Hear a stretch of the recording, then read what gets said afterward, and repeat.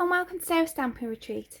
Today we're going to be creating a fun textured card using this quad of embossing powders. This is called the Building Blocks quad. It's inspired by Seth Apter, and we've got brick, we've got asphalt, we've got concrete, and we've got granite. We're just going to be using the asphalt and the granite for today, and then I'm also going to be using this dye from Inlovearts. So I'm going to create two panels with my two embossing powders. So these are UK A6, so 4 1/8 by 5 7/8 inches. And so I'm going to cover them both with my embossing ink.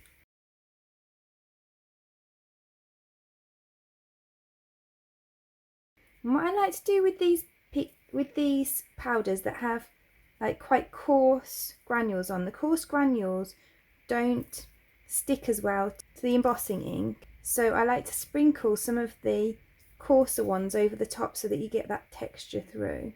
And then these powders I like to heat emboss from the bottom as well, because otherwise all this texture is just going to go flying.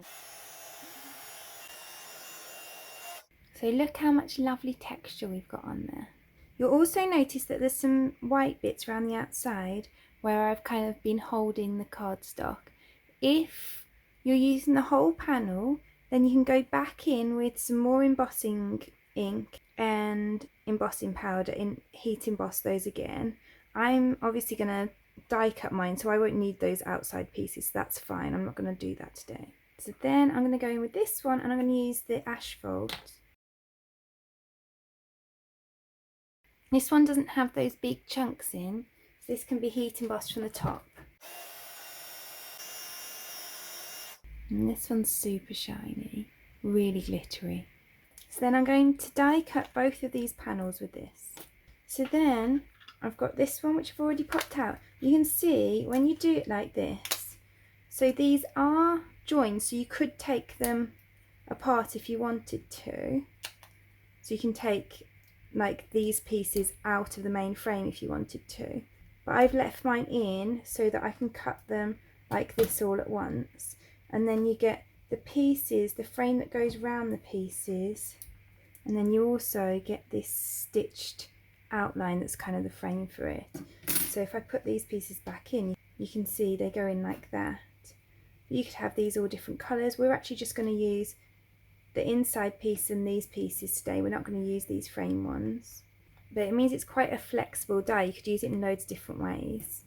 So then I've cut a piece of black cardstock just slightly smaller than this frame so that I can add it to the back, and I'm going to use some foam strips to add it on with.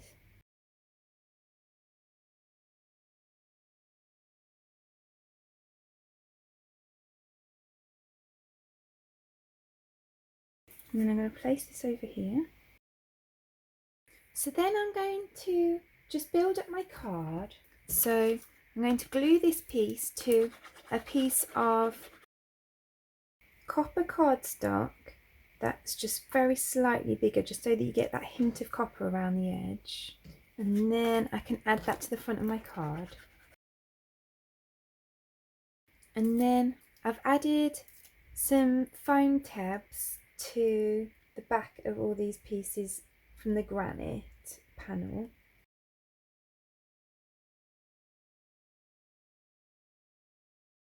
So now we've got this really cool texture panel. So then I've used these hot foil plates from Alex Siberia Designs, which I'll link below, to hot foil this in copper. And then I've cut another piece of copper cardstock just to go around that. So it's about 1/8 of an inch bigger. And then I'm going to add some foam tape to the back of this. Obviously, if you're worried about postage costs, you could just glue things instead of adding the foam pads.